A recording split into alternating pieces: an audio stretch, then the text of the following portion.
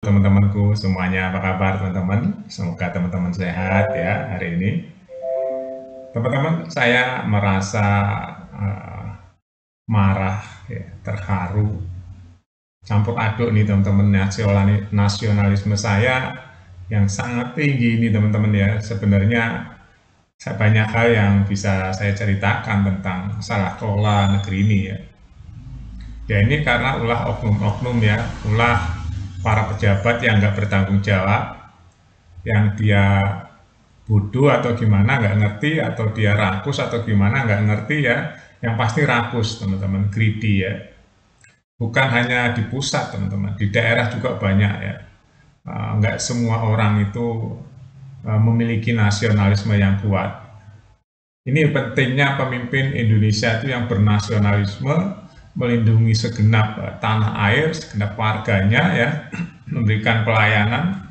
Tapi di sisi lain banyak pejabat yang hanya mementingkan diri sendiri ya, mementingkan oligarki, akhirnya rakyat yang jadi korban.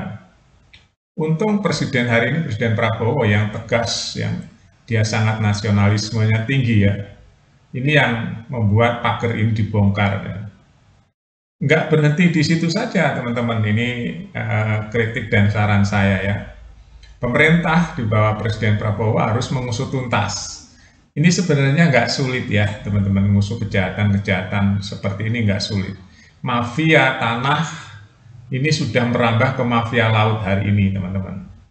Jadi modusnya sebenarnya modus lama ya teman-teman, yang kuat ya mengancam yang kecil, yang kuat memakan yang kecil. Seperti hukum rimba saja ya.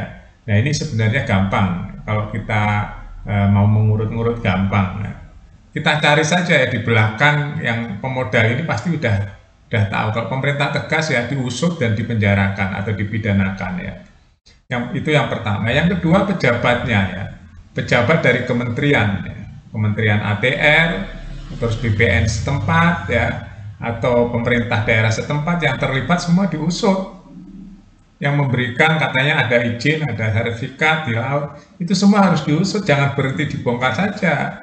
Karena ini sudah pakai uang rakyat ya teman-teman. Untuk membongkar ini semua dipakai uang rakyat teman-teman ya. Uang anggaran yang dibayar pajak ya, pajaknya dibayar oleh rakyat. Nah ini seluruh rakyat Indonesia nih yang nanggung. Dan ini jumlahnya bukan kecil ya teman-teman, untuk membongkar bambu yang jumlahnya jutaan bambu itu 30 km panjangnya ya, pagar itu 30 km teman-teman panjangnya ya. Rakyat atau nelayan kecil ya itu sudah tersiksa dia ya, pemborosan bahan bakar, terus dia penghasilan ikannya juga berkurang, jadi udah tertekan ya, udah pemborosan bahan bakar, penghasilan ikannya berkurang, dia nggak bisa apa-apa, dia bersuara nggak didengar. Nah hari ini ya, hari ini didengar oleh Presiden Prabowo ya. Makanya Presiden Prabowo memerintahkan Panglima TNI dan Kasal ya, turun ke Kasal, langsung suruh dibongkar, nggak peduli, itu didukung oleh rakyat ya. Saya menyarankan ya teman-teman, karena mungkin teman-teman banyak yang nggak ngerti ya kelakuan-kelakuan pejabat ya, yang nggak pernah ngerti apa yang terjadi di otaknya pejabat-pejabat itu. Banyak ya rakyat yang mungkin belum paham, tapi karena ada media sosial sekarang sudah mulai paham ya teman-teman. Jadi pejabat itu nggak semua baik ya teman-teman. Pejabat itu ada yang cara mendapatkannya juga nggak baik, ada orang yang di dalam dirinya, di dalam hatinya, di dalam otaknya itu rakus hanya untuk kepentingan diri sendiri, bukan kepentingan bangsa dan negara. Makanya sekarang ya teman-teman, mafia-mafia itu gini cara kerjanya. Bukan sekarang, dari dulu, dari tahun 90-an saya sudah mengamati ini ya teman-teman. Jadi para oligarki ini ya teman-teman, pemodal besar atau pengusaha besar ini, dia menyimpan orang-orangnya di birokrasi. Menyimpan orang-orangnya ya, ada yang di legislatif, ada yang di eksekutif, bahkan ada yang di yudikatif. Dia menyimpan ya orang-orangnya atau link-link dia di situ teman-teman. Bahkan orang-orang itu ya nggak perlu kerja, dia dapat gaji dari oligarki ini teman-teman ya. Jadi ini sebenarnya modus-modus lama ya.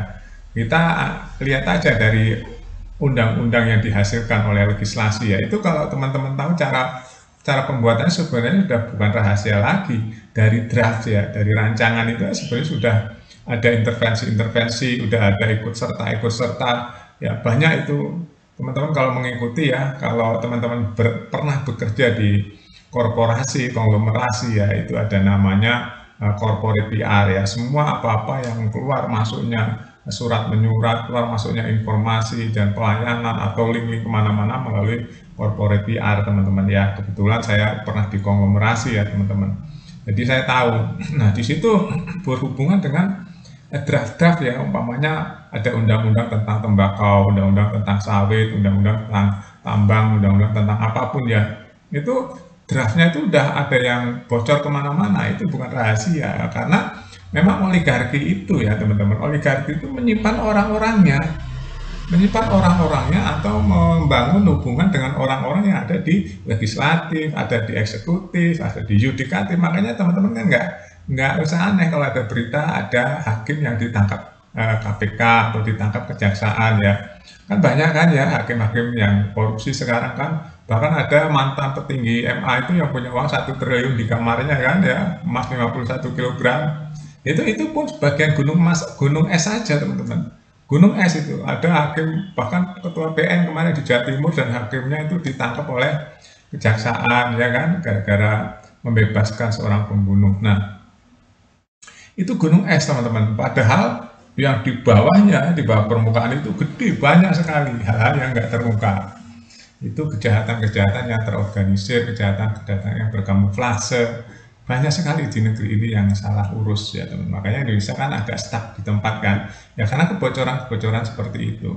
Nah ini kasus pagar laut di Tangerang ini untung viral ya teman-teman, dan untung juga Presidenan Prabowo ya, jadi dia nasionalisme TNI-nya keluar dia ya. Jadi ini untung ya, padahal pagarnya sudah berjuta-juta bambu teman-teman ya, 30 kilometer itu kan nggak sedikit itu, jutaan bambu. Bayangin ini mencabut aja ini udah merugikan rakyat karena dipakai uang rakyat kan, anggaran ya duit rakyat nih yang buat operasional, buat amfibi, buat kapal, buat tetek bengeknya itu kan, itu uang rakyat itu ya, rakyat dirugikan oleh kelakuan oligarki, kelakuan mafia-mafia tanah, mafia laut hari ini teman-teman ya. Jadi pemerintah harus tegas, dan menurut saya seluruh Indonesia setuju dengan opini saya hari ini ya, diusut tuntas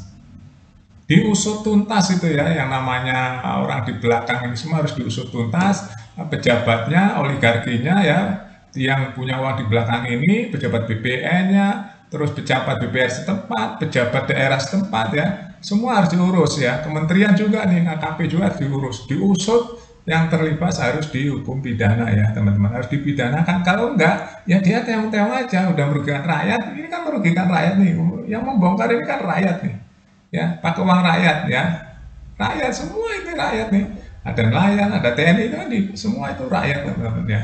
Nah ini sudah memakai uang rakyat, akhirnya apa ya, rakyat yang dirugikan lagi. Ini harus diusut, kalau nggak diusut nanti pasti diviralkan lagi nih ya, sampai di mana pengusutan ini, karena kan ini udah ilegal, yang dibongkar oleh negara ini udah ilegal ya, ini menyalahi aturan, merugikan rakyat.